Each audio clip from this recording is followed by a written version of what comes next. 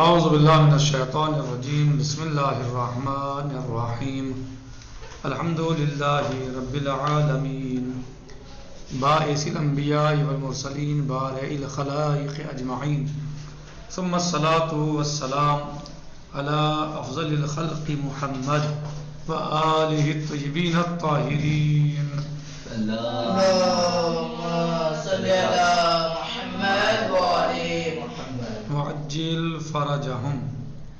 ہمارا درس چل رہا ہے اصول دین میں مولا متقیان امیر المومنین علی علیہ السلام کی عدالت کے نمونوں میں، اور نمونوں کے بارے میں ہمارا درس چل رہا ہے.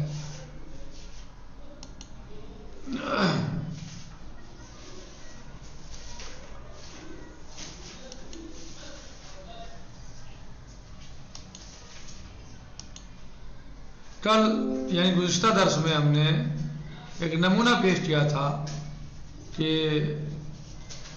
جب امیر المومنین علی علیہ السلام کی خدمت میں دو عورتیں آئیں اور انہوں نے اپنے بیت المال سے اپنا حصہ لیا یا لینے کے لیے حاضر ہوئیں. ان میں ایک عرب تھی اور دوسری عجم تھی.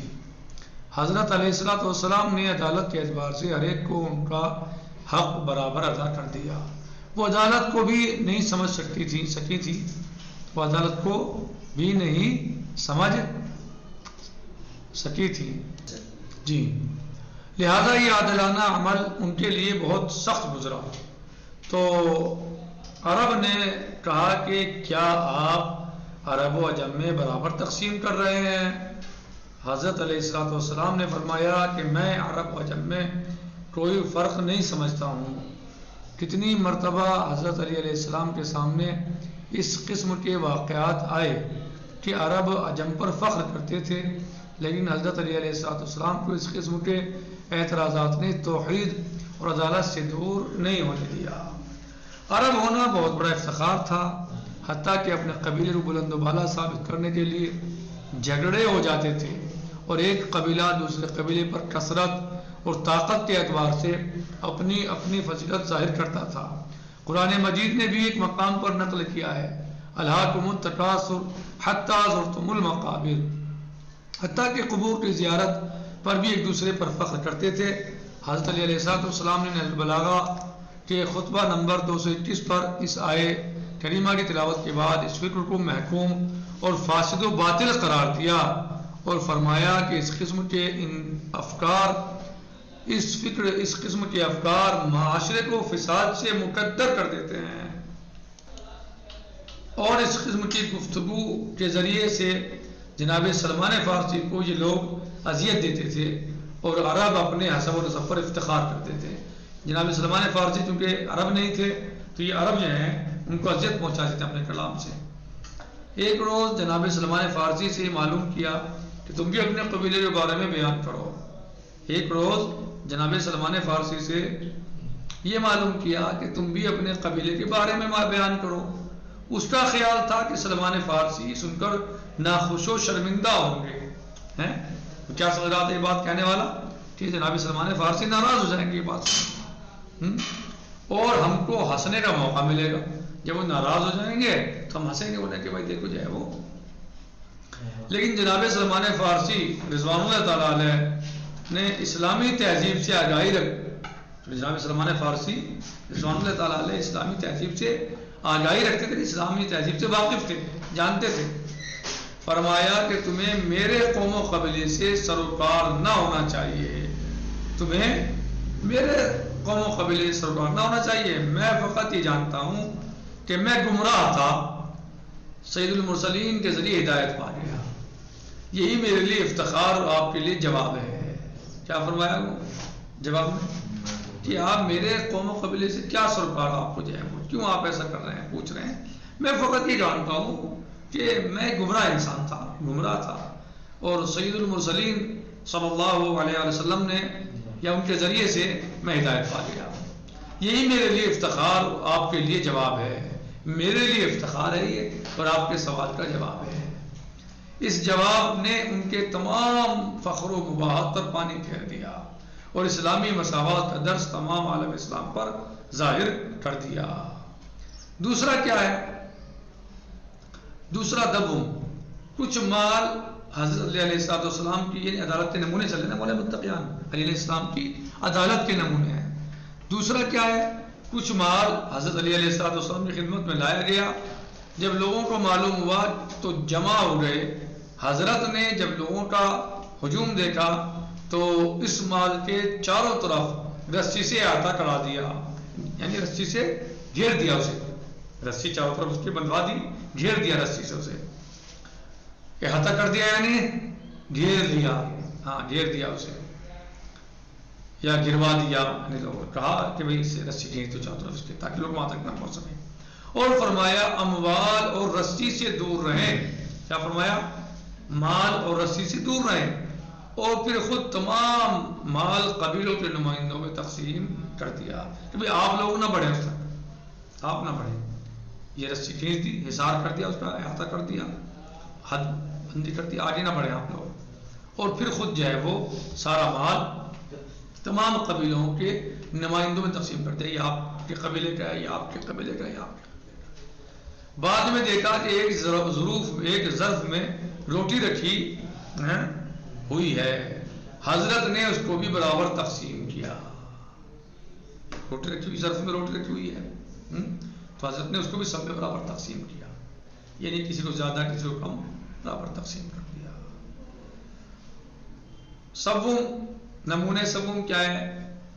جناب عقیل خدمت امام علی علیہ السلام میں آئے، جناب عقیل جو مولا کائنات علی علیہ السلام کے بھائی ہیں، وہ امام علی علیہ السلام کی خدمت میں آئے، بچوں کی بھوک و پیاس کا ذکر کیا اور کچھ زیادہ بیت المال سے لینے کے لیے کہا۔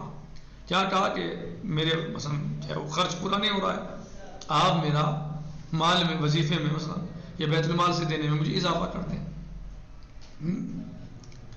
حالانکہ یہ ایک فطری چیز ہے کہ اگر ایک بھائی اپنے بھائی کے بچے بھوکے پیاسے دیکھتا ہے تو اس پر اثر ہوتا ہے۔ حضرت علی علیہ السلام نے صاف منع کر دیا اور منع کر دینے کے فلسفے کو بھی واضح کر دیا۔ ایک لوہے کی سلاخ گرم کر کے حضرت علی علیہ السلام نے جناب عقیل علیہ السلام کے قریب کی اور فرمایا کہ جس طرح تم اس آگ سے گھبراتے ہو میں بھی قیامت کے عذاب سے ڈرتا ہوں، تمہیں بھائی سمجھ کے میں زیادہ دے دوں اور دوسرے مسلمانوں کو تم سے کم دوں تو مجھے اللہ کی اس آگ سے ڈر لگتا ہے، جس طرح تم اس آگ سے ڈر رہے ہو مجھے بھی آگ سے اس سے ڈر لگتا ہے کہ کہیں اللہ مجھ سے ناراض نہ ہو جائے۔ چوتھا نمونہ امام علی علیہ السلام کی عدالت کا، طلحہ اور زبیر اپنی ذات کو کچھ زیادہ اہمیت دیتے تھے، اپنے آپ کو بڑا مانتے تھے، اہمیت دیتے تھے طلحہ اور زبیر۔ ایک روز امیر المومنین علی علیہ السلام سے کہا طلحہ اور زبیر نے کہ آخر آپ بیت المال کی تقسیم میں ہمارے سے کیوں مشورہ نہیں کرتے؟ آپ ہم سے پوچھا کریں کس کو کتنا دینا ہے، کیا دینا ہے، آپ ہم سے مشورہ کیوں نہیں کرتے؟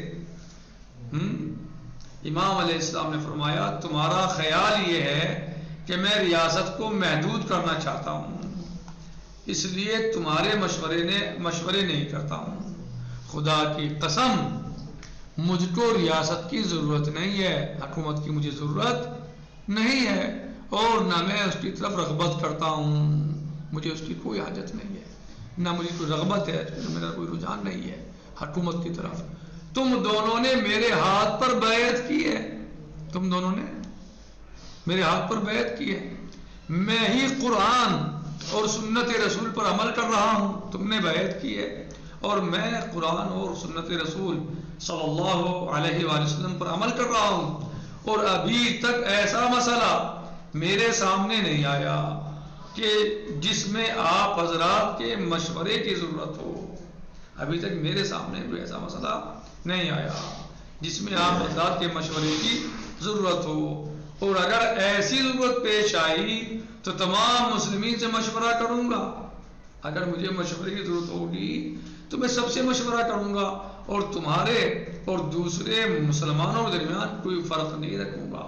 ابھی تک مجھے مشورے کی حاجت پیش نہیں آئی، ضرورت پیش نہیں آئی، اگر آئے گی تو میں تمام مسلمانوں سے مشورہ کروں گا اور تم میں اور دیگر مسلمانوں میں کوئی فرق نہیں رکھوں گا. یعنی امیر المومنین علیہ السلام نے چاہے ان دو عورتوں کا مسئلہ ہو، جو ایک عرب تھی، ایک عجم تھی، اس کو برابر سے دیا جس طرح جو حق تھا اسے دیا. اعتراض پر، عرب کے اعتراض پر کوئی آپ نے دھیان نہیں دیا اور فرمایا مثلا کوئی کہ میرے نزدیک سب برابر ہیں، صحیح، سب کو اس کا حق دیا. چاہے وہ بیت المال پر جب ہجوم ہوا، مثلا لوگ آئے، صحیح ہے، تو آپ نے باقاعدہ مال کے چاروں رسی بندھوا دی، احاطہ کیا رسی کا، اور پھر سب کے قبیلے کے سرداروں کو برابر سب میں تقسیم کر دیا، حتیٰ کہ ایک روٹی بھی بچی ایک ظرف میں، تو وہ بھی سب کو برابر تقسیم کر دی. جناب عقیل علیہ السلام جو آپ کے بھائی تھے، اگر وہ بھی آ کے کہتے ہیں کہ ہمیں ضرورت ہے، حاجت ہے، اور ہمارے مثلا اس میں کچھ اضافہ کیا جائے، تو آپ نے اپنے بھائی کو بھی یہ کہہ کے واپس کر دیا کہ جس طرح تم اس لوہے کی سلاخ سے، اس کی گرمی سے، اس کی آگ سے ڈر رہے ہو، میں بھی اللہ کے عذاب سے اسی طرح ڈرتا ہوں.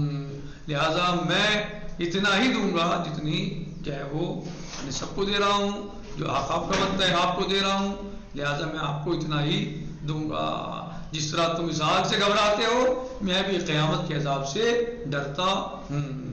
چہارم طلاق، چاہے وہ طلاق اور زبیر کا مسئلہ ہو کہ جب وہ انہوں نے کہا کہ آپ بیت المال کی تقسیم میں ہمارے سے مشورہ کیوں نہیں کرتے، تو آپ نے فرمایا کہ مجھے حکومت کا کوئی لالچ نہیں ہے، مجھے ریاست کی کوئی ضرورت نہیں ہے، میں خدا کی قسم مجھ کو ریاست کی کوئی ضرورت نہیں ہے، اور نہ میں اس کی طرف رغبت کرتا ہوں. تم دونوں نے میرے ہاتھ پر بیعت کی ہے، میں ہی قرآن اور سنت رسول صلی اللہ علیہ وسلم پر عمل کر رہا ہوں، اور ابھی تک ایسا مسئلہ میرے سامنے نہیں آیا کہ جس میں آپ حضرات کے مشورے کی ضرورت ہو، اور اگر ایسی ضرورت پیش آئی تو تمام مسلمانوں سے میں مشورہ کروں گا اور تمہارے اور دوسرے مسلمانوں کے درمیان کوئی فرق نہیں رکھوں گا. یہ امیر المومنین علی علیہ السلام کی عدالت تھی. والحمدللہ رب العالمین، کہ جس کا مقابلہ کائنات میں کوئی دوسرا بعد رسول کوئی دوسرا نہیں کر سکتا، یعنی ان کی عدالت کے مقابل کوئی نہیں ہے. والحمدللہ رب العالمین، وصلی اللہ علیہ سیدنا و نبینا محمد وآلہ الطیبین الطاہرین. یقیناً ایسی عدالت وہی کر سکتا ہے جو اللہ کا نمائندہ ہو. ایسی عدالت سے وہی کام لے گا جو اللہ کا نمائندہ ہے، اللہ کا چنندہ ہے، اس کا برگزیدہ ہے، اس کی طرف سے بھیجا گیا ہے، چاہے وہ نبی ہوں یا امام ہوں، وہی ایسی عدالت کر سکتے ہیں. عام انسان دنیا کے چاہے وہ کسی مسند پر پہنچ جائیں، کسی عہدے پر فائز ہو جائیں، ایسی عدالت کوئی نہیں کر سکتا. والسلام علیکم ورحمۃ اللہ تعالی وبرکاتہ. فی امان اللہ. خدا حافظ.